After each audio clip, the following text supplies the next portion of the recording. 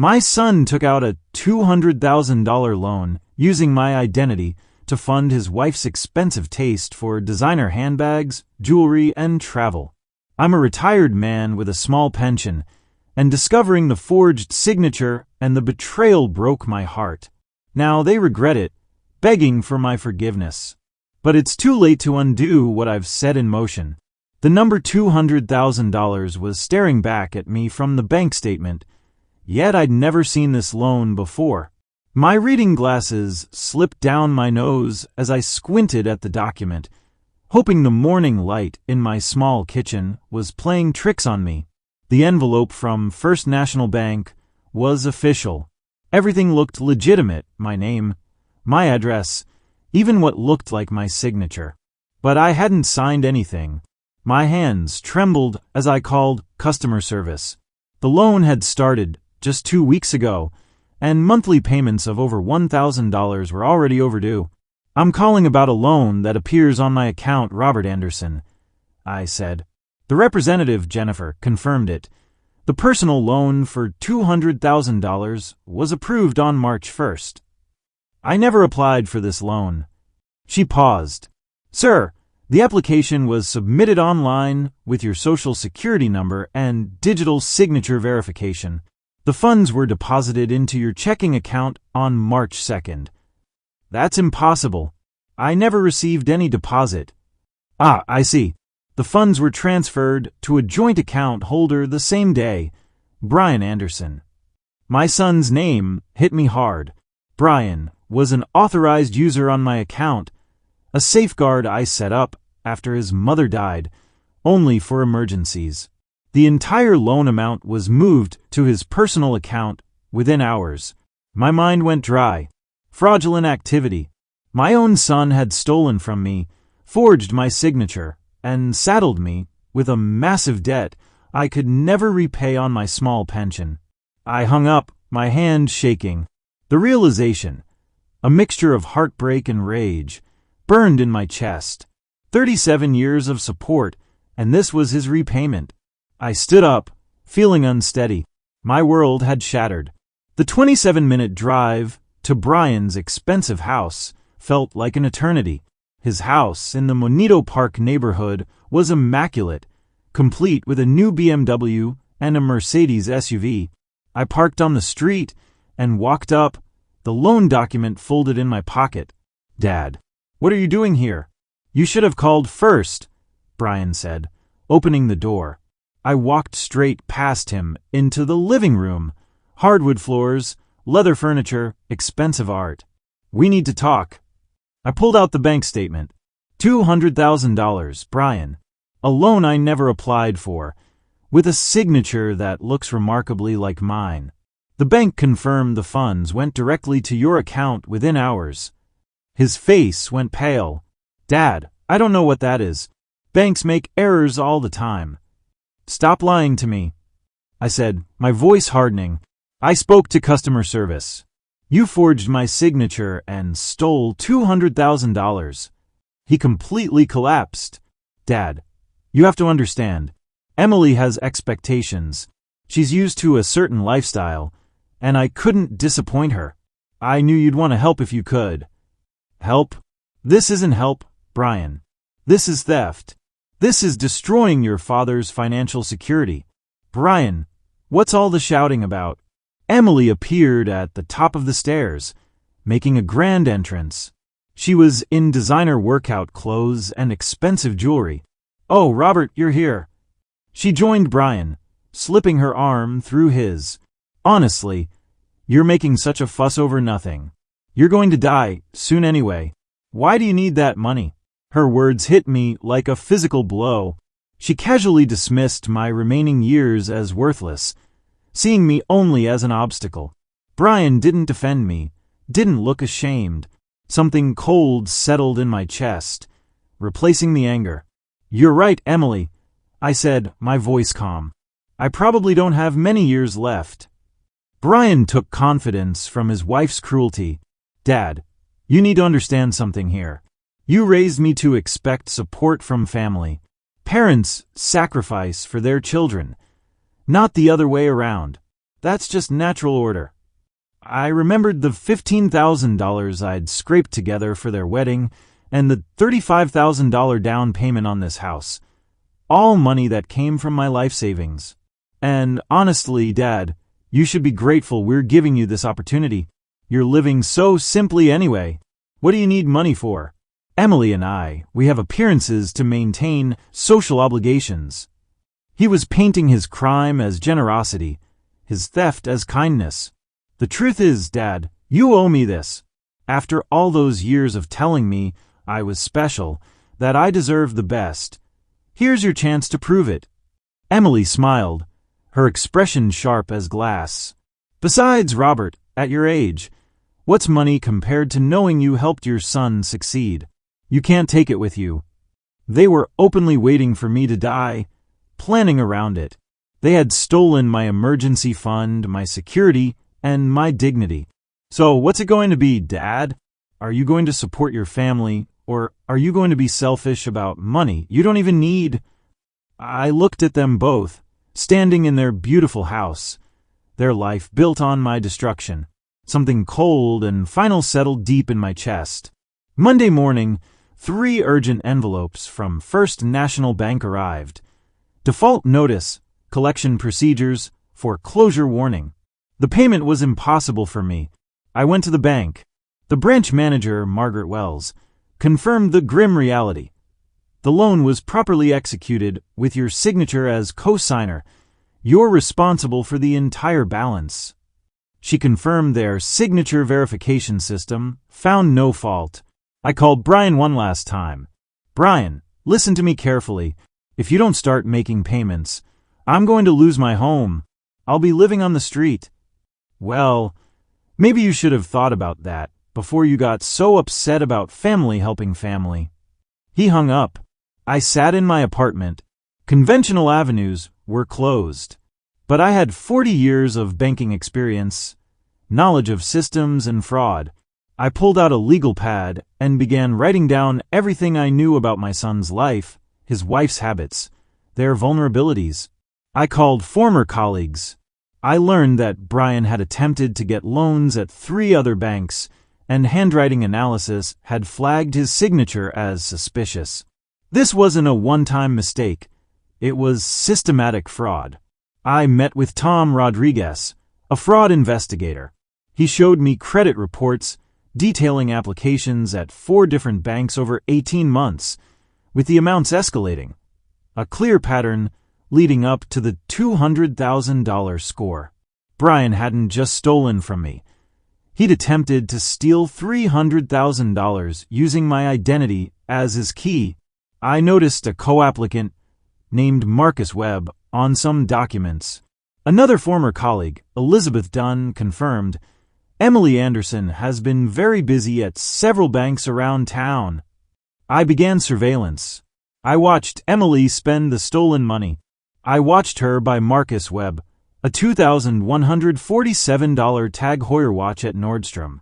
I photographed her at a restaurant with Marcus, kissing him, a full-blown affair funded by my identity theft. I heard her toast to financial freedom and stupid men who make it possible. I also learned that Brian had convinced a widowed neighbor, Linda Martinez, to co-sign an $18,000 car loan for him, claiming it was for my medical bills. Linda was now facing debt collection. I now had the case. Systematic fraud, identity theft across multiple institutions, and proof that Emily used the stolen money to fund an affair with her co-conspirator. I compiled every document, every credit report, every surveillance photo. Then, I didn't go to the police. I went to Mr. Walter Jenkins, a senior vice president at First National Bank. Walter, the signature on my loan is forged. I have evidence of systematic identity theft by Brian Anderson across multiple banks, with total attempted fraud near $300,000.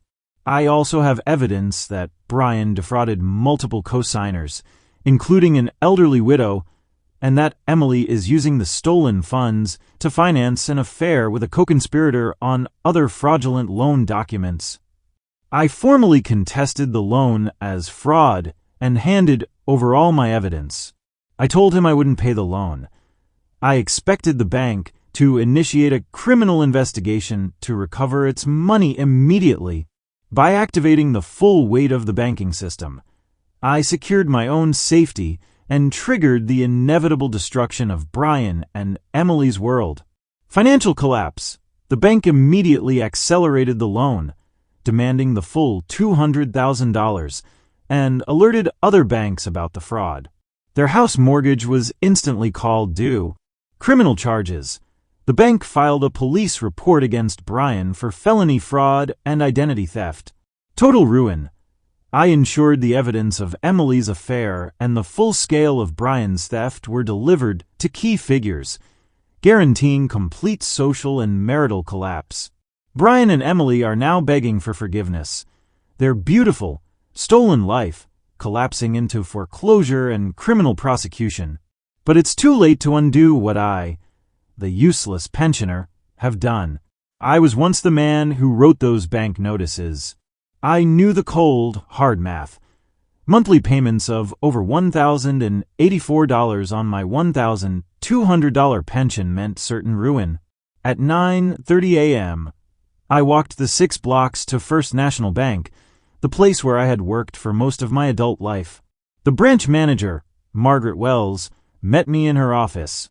I recognized her professional sympathy mixed with policy enforcement. "Margaret, I have 40 years of banking experience. Please speak frankly," I told her, placing the loan documents on her desk. She reviewed the file. "The loan was properly executed with your signature as co-signer. Your son, the primary borrower, has made no payments. Your liability is full and complete. What about fraud allegations?" The signature verification. Our verification process was followed correctly. The signature matches our samples, and the application was submitted with proper documentation. Of course, it did. Brian had spent years perfecting the technique. The forgery was a masterpiece. "So, my options are payment or foreclosure?" I asked. "Essentially, yes. You could pursue civil action against the primary borrower, but that doesn't relieve your obligation to the bank." The idea of suing my own son for theft was a cruel irony. I walked home slowly, past Riverfront Park. I reached my apartment with a decision made. I would not pay the loan. I would use my knowledge of the banking system to fight back. I called Brian's house. Emily answered, her voice cold. "Brian's not available." "Emily, the bank is starting foreclosure proceedings. I need to speak with him." Brian got on the line. "Dad, we already talked about this. That's your problem now." "Brian, listen to me. If you don't start making payments, I'm going to lose my home. I'll be living on the street." "Well, maybe you should have thought about that before you got so upset about family helping family." The line went dead. I sat there, defeated but determined. Conventional options were useless. But I had something they didn't expect. 40 years of understanding financial institutions. The bank manager called to warn me about a meeting with the legal department. I thanked her, hung up, and pulled out a yellow legal pad.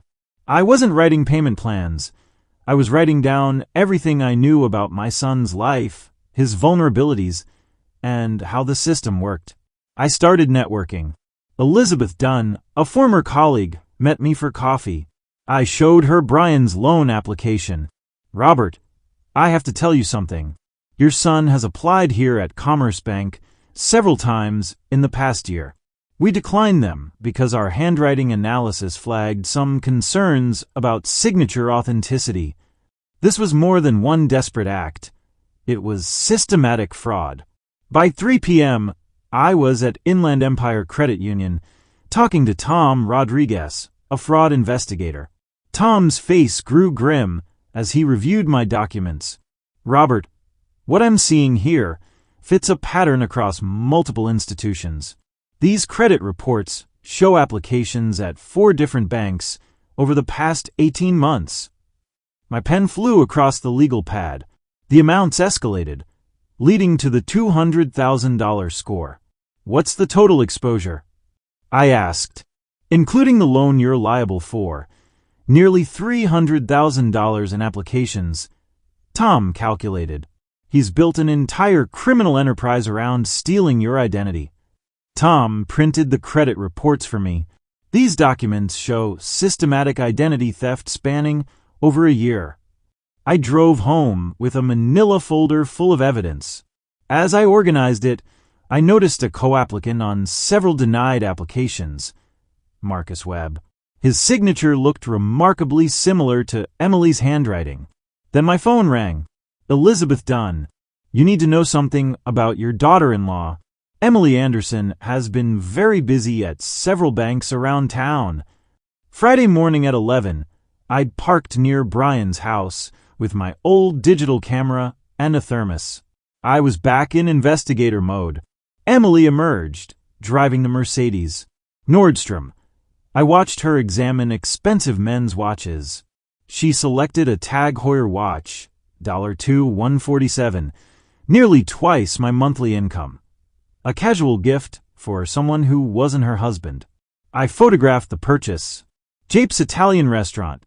She met Marcus Webb, who was waiting at a corner table. They shared an intimate kiss. She theatrically presented him with the expensive watch. My camera captured their entire intimate exchange. This was a full relationship, funded by stolen money. The Davenport Hotel bar. I sat nearby unseen. My husband's family will never know where this money really goes, Emily said, raising her glass in a toast to their deception. Marcus, she said, clinking glasses, to financial freedom and stupid men who make it possible.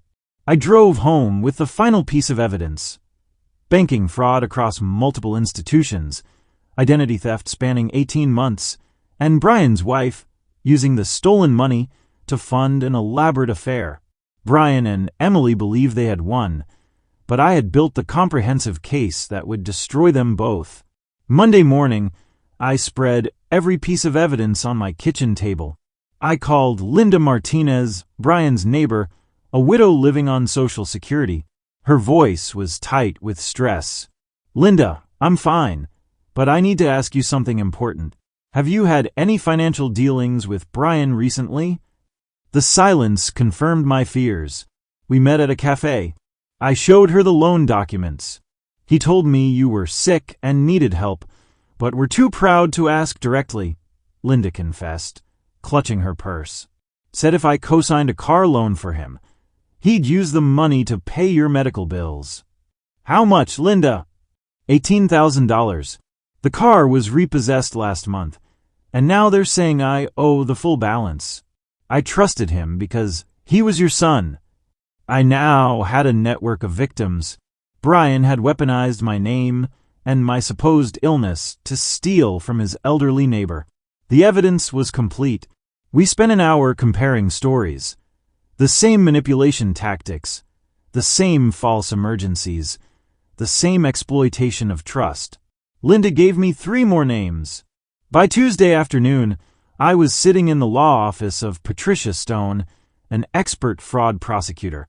The conference table was covered with documentation from 5 different victims. Mr. Anderson, in 20 years, I've rarely seen a case this well documented, she said, reviewing the photographs, banking records, and victim testimony. Your background in banking shows in every detail.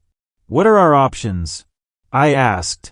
Criminal fraud charges are almost certain, but I'm more interested in the civil recovery potential, she explained. If we can demonstrate a pattern of systematic fraud, we can seek asset forfeiture, wage garnishment, and full restitution.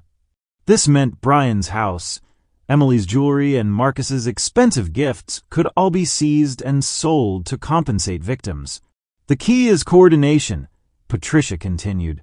Individual cases are weak, but collective evidence creates an overwhelming narrative of a deliberate criminal enterprise. Wednesday evening, we met in a community center. 7 victims, each representing a different facet of Brian's deception. I stood at a whiteboard, organizing the timeline like a project manager. What we're seeing here isn't random financial irresponsibility, I explained, pointing to the dates.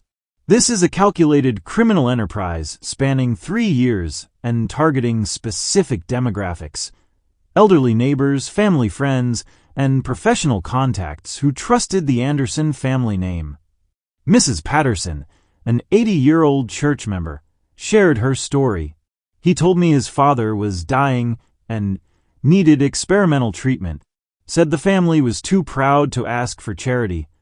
The beautiful thing, I continued, is that Brian and Emily have no idea we've connected. They think they're dealing with isolated, defeated victims.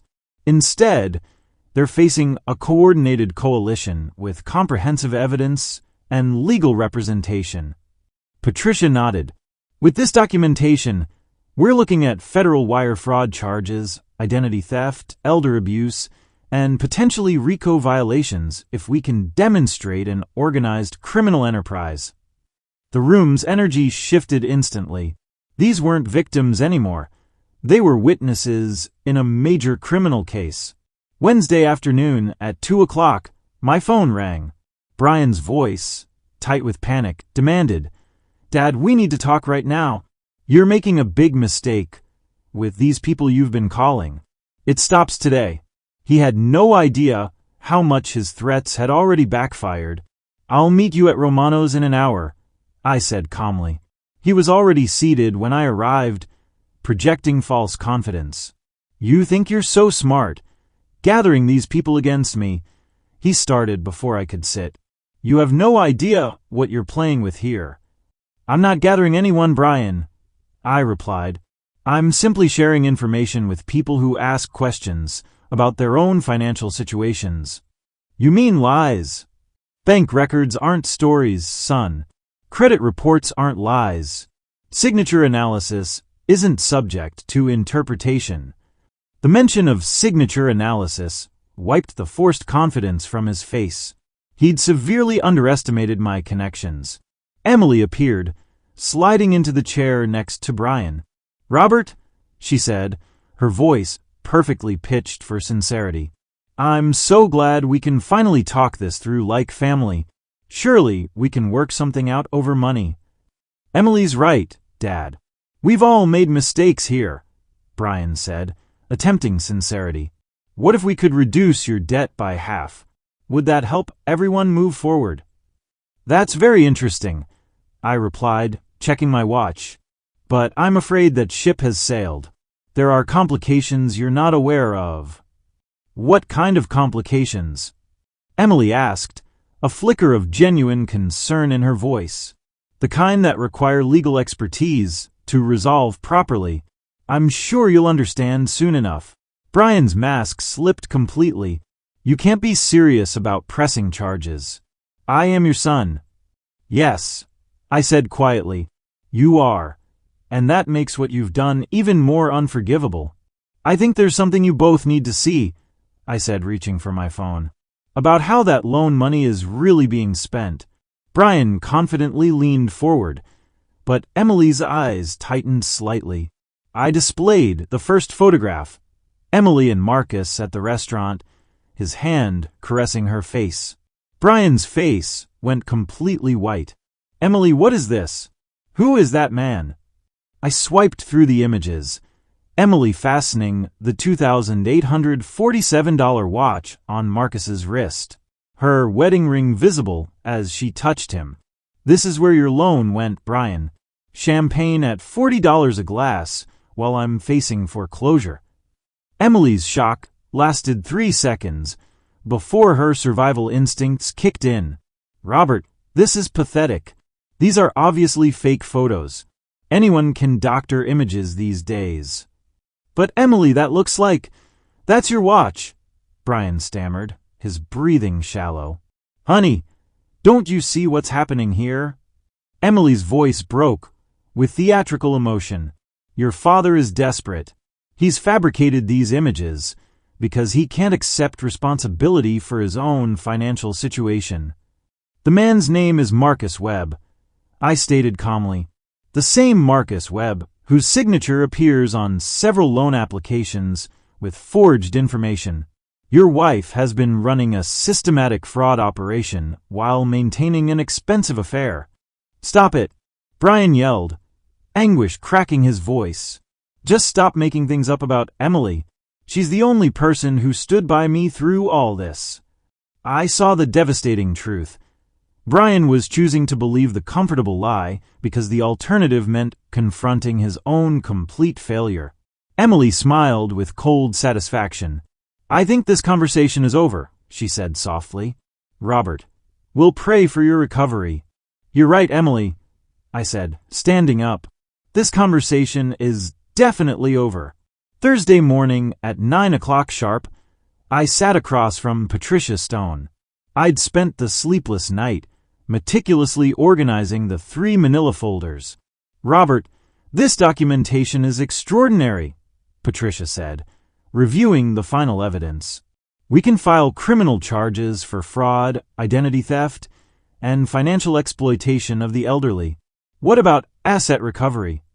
With this evidence, we can freeze their accounts, pursue wage garnishment, and seek full restitution plus damages, she calculated.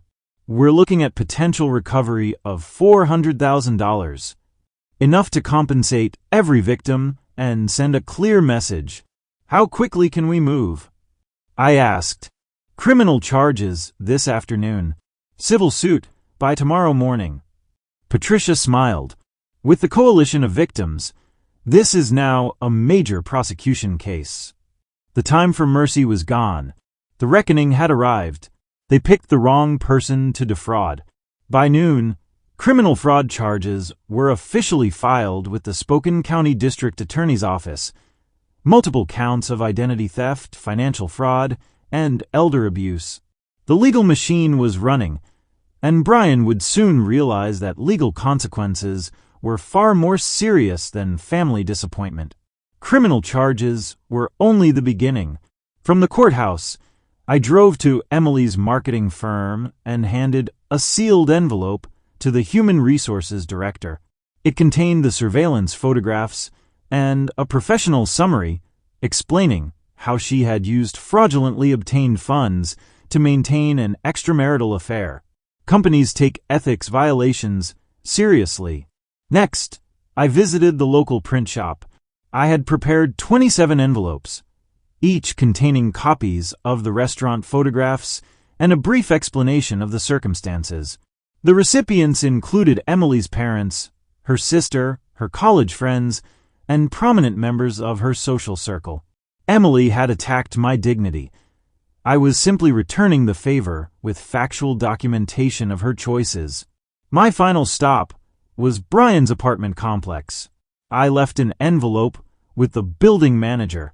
Brian's lease had been guaranteed by Mrs. Patterson, the elderly church member he'd manipulated into mortgaging her home. She deserved to know exactly what her guarantee had enabled. By Friday morning, Emily's world was collapsing with mathematical precision. Her supervisor called an emergency meeting. Her parents left frantic voicemails. 3 longtime friends blocked her on social media.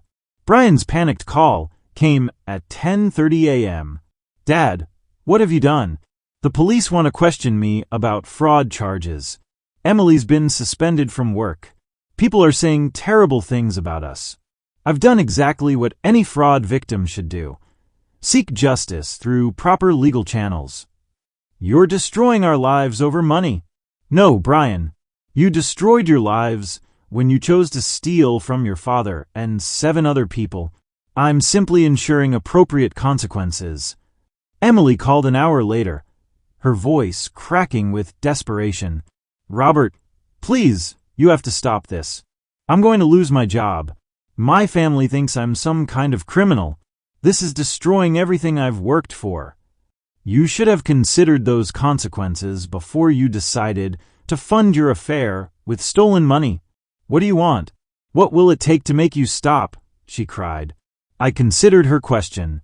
I want you to experience exactly what you put 7 elderly people through. Financial insecurity, social embarrassment, and the complete destruction of the life you thought was secure. That's cruel. Yes, I said quietly.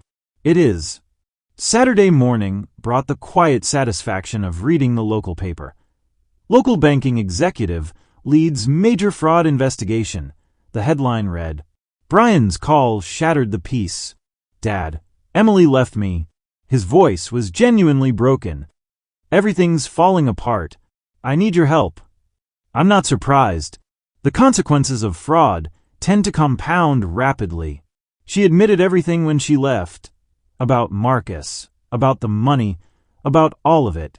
She said you were right, but that staying with me would destroy her career completely. Brian's panic was raw.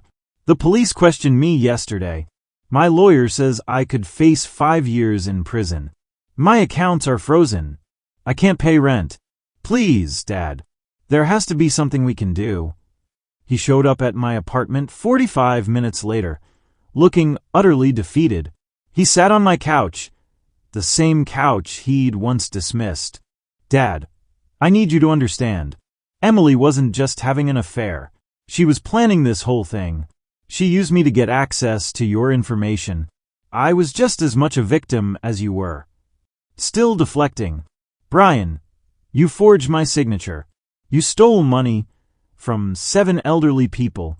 You chose to believe Emily's lies, even when presented with photographic evidence. Those were choices you made. He finally looked up, red-rimmed eyes full of tears. I was stupid. I was weak. I let Emily manipulate me. But I'm trying to make it right now. I'll testify against her. Help the prosecution.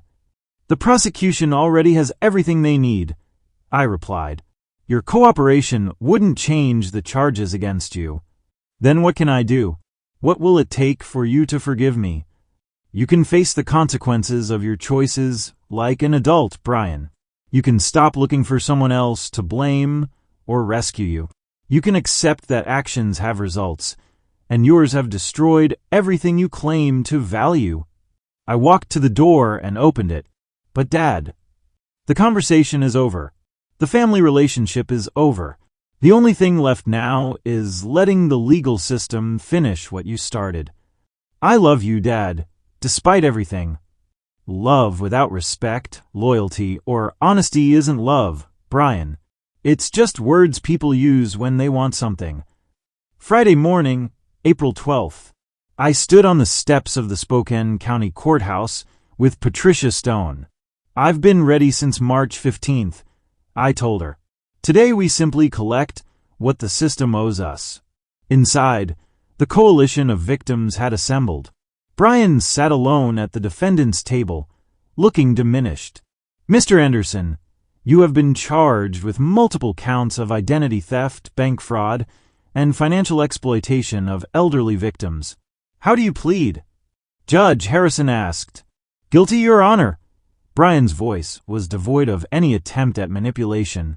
2 weeks of facing consequences had taught him what years of parenting hadn't. Patricia Stone addressed the court, acknowledging my extraordinary cooperation. The judge reviewed the evidence, the bank documents, the signature analyses, the victim testimonies, the surveillance photographs. Everything I'd collected was now validated by the legal system. Mr. Brian Anderson, the judge ruled, the court sentences you to 3 years probation, 500 hours of community service, and full financial restitution to all victims. You will surrender all assets for liquidation, and your wages will be garnished until complete repayment is achieved. $300,000 in restitution, asset forfeiture, a permanent criminal record, and complete financial ruin. The systematic pressure campaign had achieved exactly the results I'd calculated. Outside, I spoke to the gathered reporters. Justice has been served through proper legal channels.